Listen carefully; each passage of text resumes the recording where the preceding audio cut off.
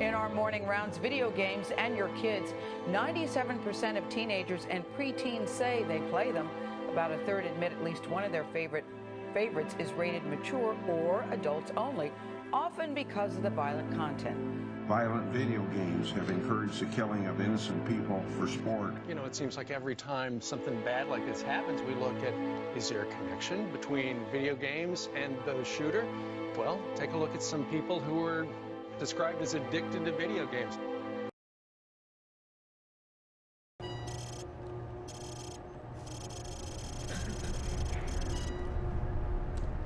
Z nami Bóg. Remember, no Russian.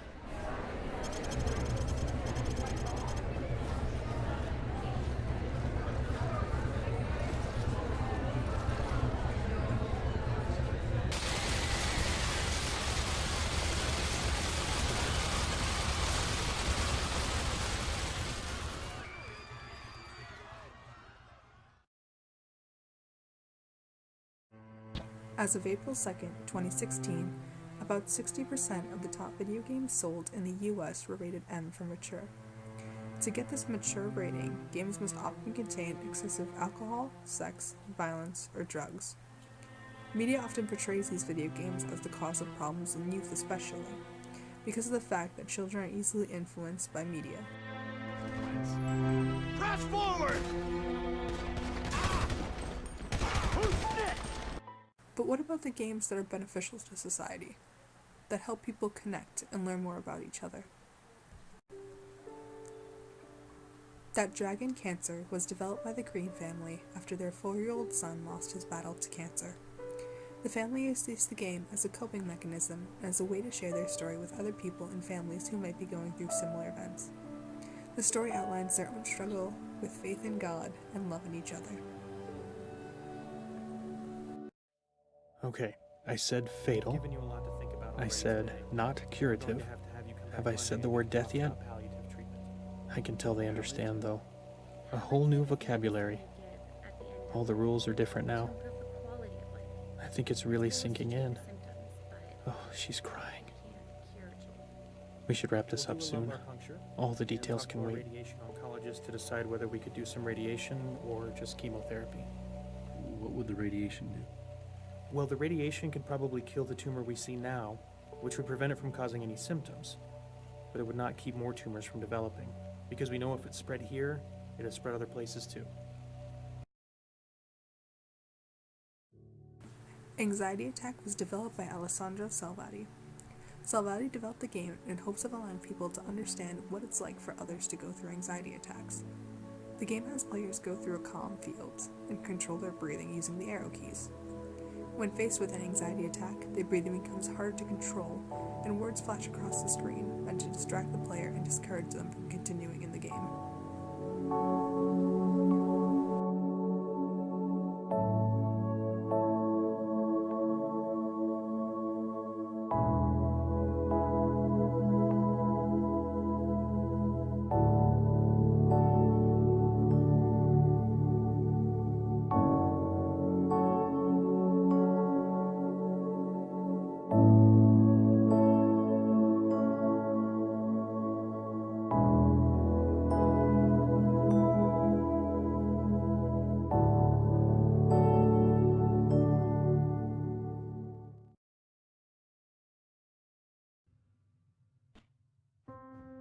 Nevermind was a game developed by Cyclops.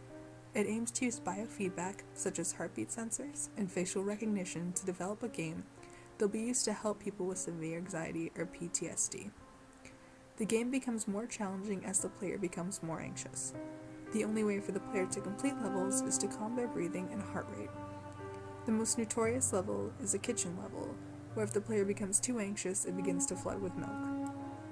If the milk becomes too high, or they're in it for too long, the game ends.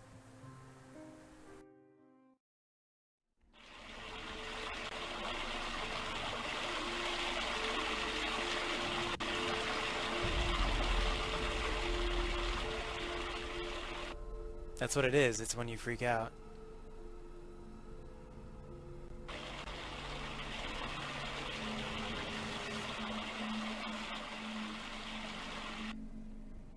That's so funny. It messes you up as you're playing it. Ooh, spilled milk.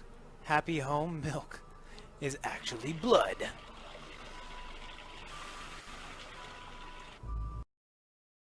Media tends to forget that many gamers are involved in organizations nationwide. One of the most famous is Child's Play.